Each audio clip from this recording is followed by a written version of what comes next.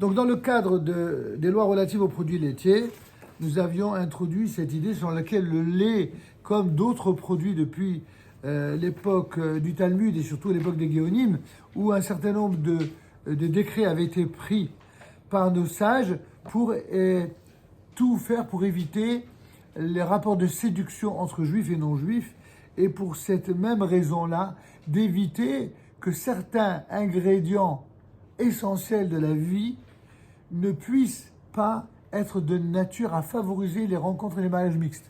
Et c'est pour cela que le seul de ces ingrédients qui est resté, qui est demeuré comme une règle éternelle, c'est le fameux vin. Il faut que le vin soit cachère, et que le vin qui n'est pas cachère, eh bien, en aucun cas, il puisse être servi. Mais il y avait un décret qui touchait le vin, à part le vin, qui, dans la même intention, touchait l'huile, touchait le pain, touchait le lait, etc., etc. Chacun avec des règles et des mesures différentes. Donc nous étions, je le dis pour ceux qui viennent de nous rejoindre, pour replacer dans le contexte. Donc si nos sages de l'époque du Talmud ont promulgué ce décret interdisant le lait qui était trait par un non-juif pour les risques de mélange, eh bien, on en a déduit en un premier temps la surveillance du lait et les conditions qui sont requises pour cela, mais on en est arrivé, c'est le thème d'aujourd'hui, les permissions ou les tolérances supplémentaires qui sont accordées aujourd'hui par rapport à toutes les données qui ont changé. Toujours ce souci de précision de nos sages.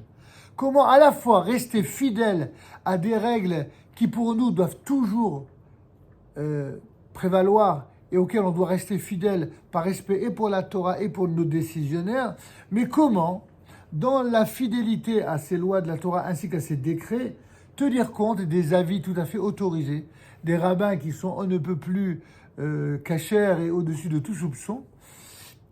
Comment parfois, avec le temps, des éléments qui n'existaient pas à l'époque font que lorsqu'ils peuvent trouver des signes d'ouverture et de tolérance religieuse de halakha, eh bien, ils l'utilisent pour être, entre guillemets, en termes d'aujourd'hui, un peu plus cool, ou un peu plus, de manière un peu plus pompeuse, un peu plus licencieux, mais de manière permise et pas permissive. Vous comprenez la nuance.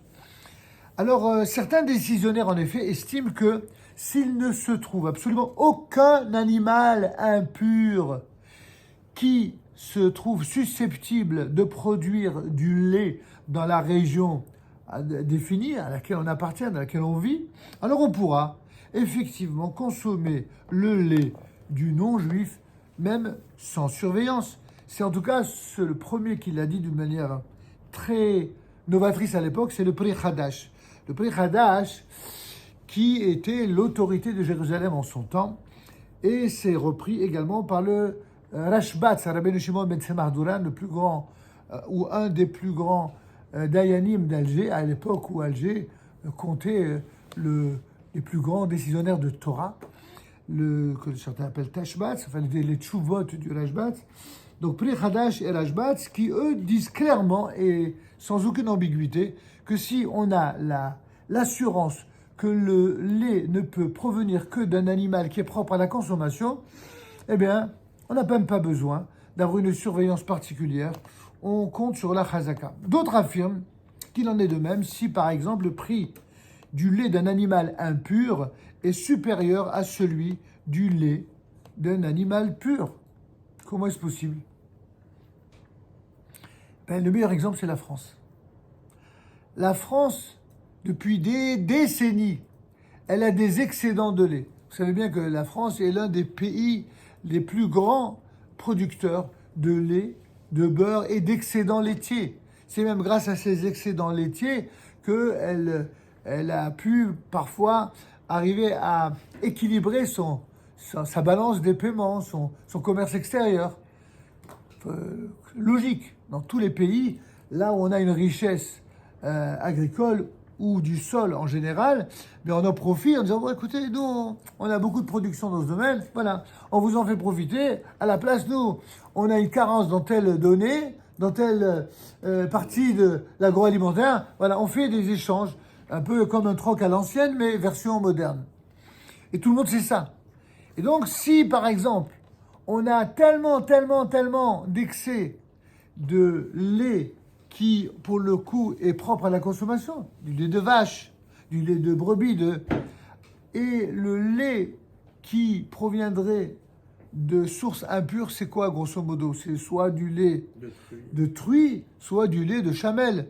Bon, les chamelles en France, c'est pas dans le Vercors ni dans le Massif central que vous allez trouver des chamelles. Par contre, c'est vrai, des truies, il y en a. Des truies. Mais ça reste concentré dans des régions très petites, dans certaines montagnes. Et donc, à part ces endroits-là où, il faudra faire attention, la plupart du temps, quand il s'agit de lait, non pas fait de manière artisanale, mais de manière absolument à l'échelle de l'agroalimentaire, c'est-à-dire à l'échelle industrielle, exactement, on sait qu'il y a une chazaka que le lait en France, et d'ailleurs cette chazaka, elle sera révélée même aux États-Unis par le Rav Moshe Feinstein, comme on le verra. Dans ce cas-là, paradoxalement, le lait impur, parce qu'il est plus rare, il va être plus cher que le lait pur. Vous avez compris la logique? Parce que tout ce qui est rare est cher. C'est bien connu. Pas que pour les diamants, même pour le lait de truie. Puisque c'est plus rare, alors Zahmat, ils vont faire un faux marché de ce qui est, comme c'est rare, alors donc ils vont dire, ah, c'est du lait de truie. Tu parles. Laïst. Et ils vont faire comme si, et donc ça va coûter plus cher. Et comme ils ont de l'excédent de lait, pourquoi vous voulez qu'ils prennent du lait de truie qui va leur coûter plus cher, alors que le lait de vache leur coûte moins cher, ils en ont à profusion.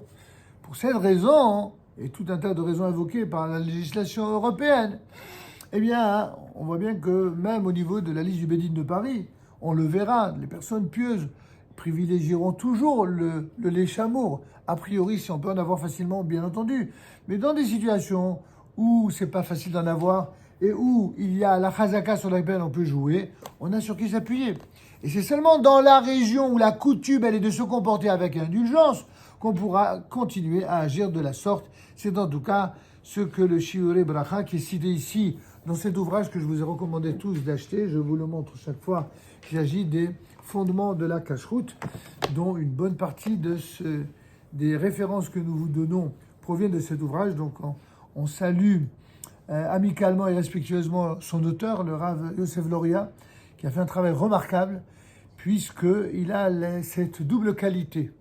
D'abord, d'avoir fait une sorte de recension de tous les avis autorisés du Shulchan Aruch, aussi bien Maran Abed Yosef, le Shulchan Aruch, Rabbi Yosef Karo, que le Rama, Rabbi Moshe Serles, donc les grandes références connues et reconnues dans le monde séfarade et ashkénaze, mais il a tenu compte également des grands décisionnaires de la dernière génération, et chose qui n'est pas toujours le cas chez tous les décisionnaires modernes, il a eu cette honnêteté morale, intellectuelle et halachique de citer, y compris des avis que lui-même ne va pas suivre forcément, mais par respect pour ceux qui sont pieux et qui respectent des autorités halachiques ou autres, il les cite. Et ça colle à kavod.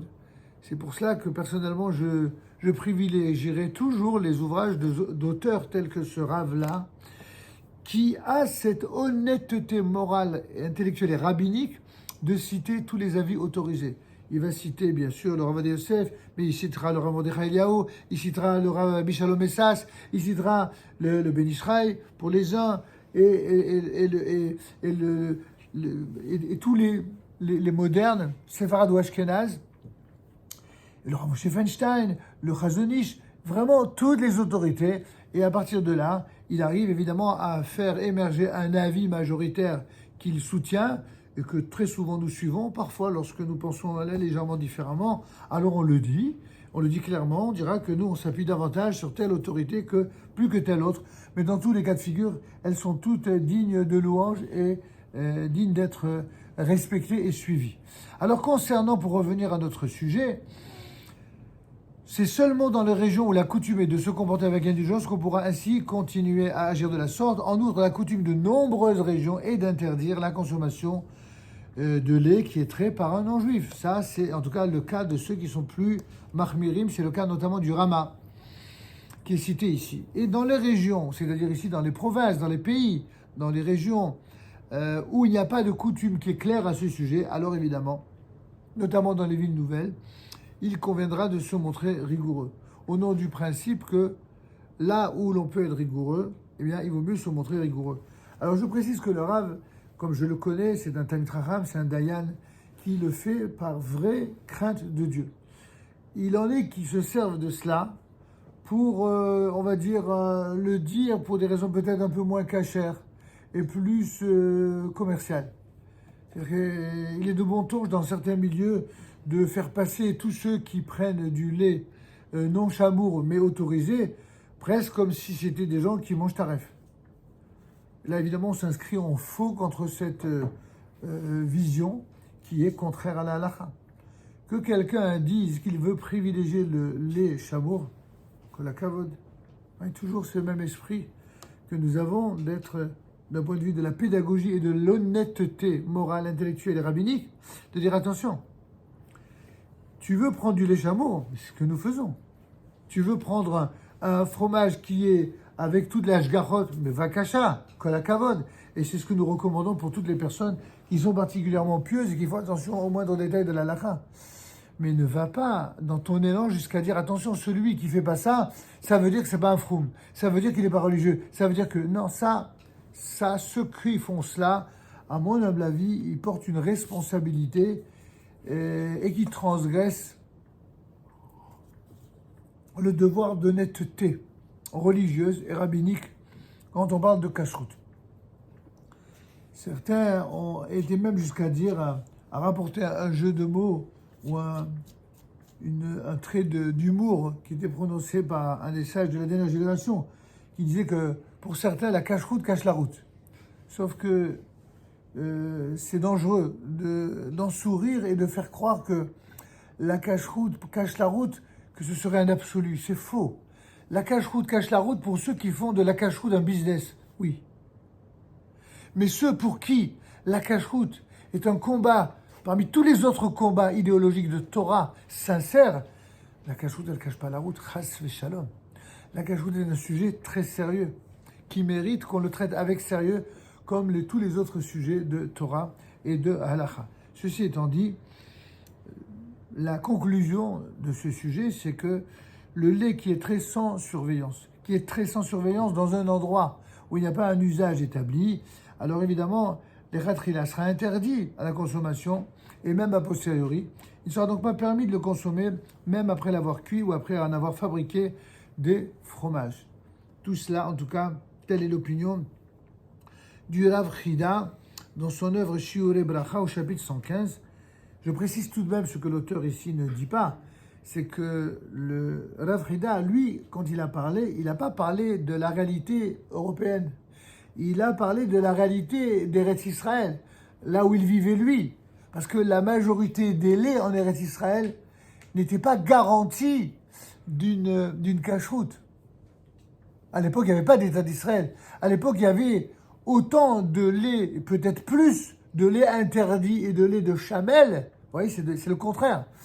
Donc, venir tirer le psak du Rav Chida, qui évidemment est au-dessus de tout soupçon, mais qui parle d'une réalité qui est propre à Eretz Israël, et de l'appliquer à une réalité en Europe, je pense, avec tout le respect que j'ai pour tous les poskim cités ici, qu'il vaut mieux avoir, je pense, cette honnêteté morale, de faire la part des choses, et de dire que celui qui vit en Eretz Israël, ou celui qui va même en touriste en Eretz Israël, il est évident qu'il doit prendre du lait chameau. Et d'ailleurs, pour prendre du lait qui n'est pas chameau en Eretz Israël, il faut vraiment le faire exprès aujourd'hui. Il faut vraiment être tordu et aller le rechercher. Donc, bevadaï ou bevadaï, qu'il faut appliquer ce que dit le Rav Chida en Eretz Israël. Il faut prendre du lait chameau. Bevadaï.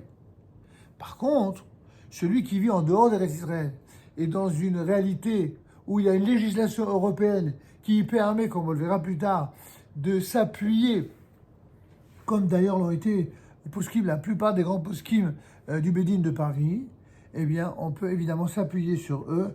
Et celui qui veut faire la chumra kol hakavod lo, il n'y a aucun problème et nous l'encourageons.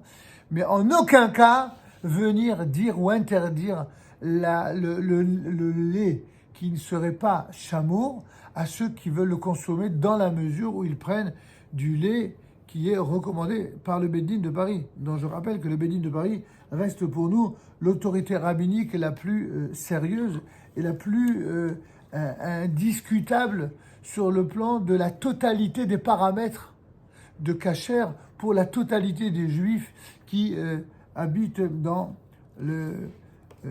aussi bien à Paris que dans sa région. Tov, on va passer à présent aux lois relatives aux ustensiles et aux mélanges. Avant d'arriver, est-ce qu'il y a des questions? Oui, je vous en prie. Quand vous parlez du lait, vous incluez aussi le lait qui est présent dans les produits industriels, gâteaux autorisés sur la liste? Bien entendu, évidemment. Pas juste le lait en tant que consommateur. Ah non, bien entendu. Vous avez raison de poser votre question. Décidément, vous avez que de bonnes interventions. Vous avez bien fait de venir. Je vous invite à venir régulièrement parce que on dit toujours qu'on s'enrichit toujours des enseignements des différents maîtres que l'on côtoie, mais des élèves qui étudient, qui sont attentifs et qui ont des oreilles averties, on apprend beaucoup d'eux et on fait partager aux autres leurs questions et leurs remarques. Donc je vous en remercie. Bien sûr que votre question, elle se pose. Tout ce que nous avons dit, effectivement, à la base, concernait le lait, c'est vrai, mais ne concerne pas que le lait.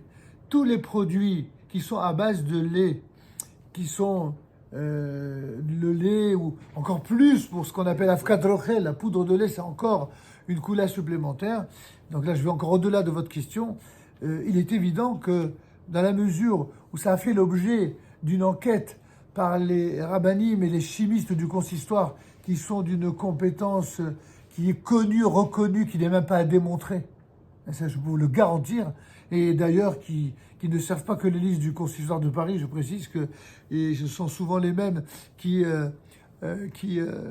font les mêmes recherches pour des listes parallèles pour d'autres autorités rabbiniques, voilà, que je ne veux pas mettre ici en concurrence, mais qui sont par ailleurs respectables lorsqu'en tout cas ils respectent le Beit Din de Paris. Je peux vous garantir qu'effectivement, pour ceux qui sont somrim sur la liste du Beit Din de Paris, d'ailleurs moi je ne dis jamais la liste du consistoire, mais la liste du Beit Din. Parce qu'à force de parler de la liste du consistoire, ça donne à penser que, en fin de compte, ceux qui décident d'une cacheroute, ce ne seraient pas les rabbinim, mais ce seraient des administratifs du consistoire. Ce qui, évidemment, est une insulte au Beit Din de Paris. Le Beit Din de Paris, certes, est une émanation structurelle de l'association qui s'appelle Consistoire de Paris, mais le Consistoire de Paris, c'est une autorité administrative, et le Beit Din, c'est une autorité religieuse, rabbinique. Et ceux qui décident en matière religieuse et rabbinique, ce ne sont pas les autorités administratives avec toute la considération qu'on a pour eux. Ça n'a rien à voir. Et il est de bon ton de le dire et de le répéter, par souci d'honnêteté morale et religieuse une fois encore, et de refuser ceux qui disent, genre, comme pour signifier que l'autorité, c'est pas une autorité rabbinique, c'est l'autorité, c'est le consistoire. C'est faux. Nous nous inscrivons en faux parce que nous connaissons la valeur des uns et des autres. Et croyez-moi que je le dis, je le répète, l'autorité morale et religieuse du Beit Din de Paris, elle n'est pas approuvée. C'est plutôt souvent le contraire qui reste à démontrer. Mais c'est vrai que la propagande pourrait faire croire le contraire. Je ne vais pas rentrer ici dans une marloquette stérile qui n'a pas lieu d'être ici dans nos cours, mais juste une mise au point parce que très souvent, que ce soit pour le lait, que ce soit pour le vin, que ce soit pour la viande, et même pour ceux qui considèrent les êtres humains comme des steaks, même pour les conversions, ils parlent comme si c'était de la viande, ils parlent de cachère et de pas cachère. C'est non seulement honteux, mais c'est ceux qui agissent de la sorte, me semble-t-il, auront des comptes à régler devant Akadosh Baruch Hu. On n'a pas à s'immiscer en censeur de quelque tribunal rabbinique que ce soit. On a le droit de privilégier ou de préférer telle ou telle autorité rabbinique, ça, aucun problème. Assez les harav, tu te choisis le rave que tu veux, tu te choisis l'autorité rabbinique que tu veux, aucun problème. Mais à une seule condition, ne viens pas discréditer et faire du lachon hara. Sinon, c'est pas la peine de faire l'apologie du Shemirat à Lachon et du Chavetz Chaim et des Ilchot Lachon hara, et tout d'un coup, dès qu'il s'agit de kashrut ou de rabbanim, tout d'un coup, tout devient permis. On connaît trop ce genre de logique qui n'est pas du tout cachère pour le coup. Voyons donc maintenant, il y a d'autres questions? Est-ce que Oui. le lait de chaque animal se vaut? Ça veut dire de sucre animal. Est-ce que le lait de vache est autant interdit que c'est juste le Ah lait oui. de n'importe quoi? Vous demanderez ça aux spécialistes en laitage. C'est pas une question d'halakha, ça. Est-ce qu'un lait il vaut un autre lait Non, pas sur le par plan rapport à ça, qualitatif? par rapport justement à l'Afrique. À la halakhiquement, Ouais. bien sûr. Dès le moment où un lait provient d'une bête qui est propre à la consommation, qu'il s'agisse du lait de vache ou de brebis, mais vadaï, de ce point de vue-là, évidemment, évidemment.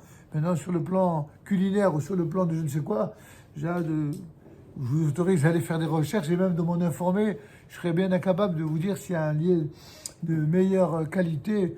En tout cas, le lait classique, qui sont en général d'ailleurs les mêmes laits, entre parenthèses, dans le fameux lait qui est sous le contrôle, la surveillance générale du Bédine de Paris, et le lait qui est avec le Stempel, c'est le même lait. C'est exactement le même lait. Il n'y a aucune différence. Seule différence, c'est le tampon de tel ou tel rabbi, de tel rave, ou alors l'estampille, effectivement, du Bédine de Paris, ou tout simplement la fameuse liste de produits qui équivaut à un hercher, à une qualité de cacheroute.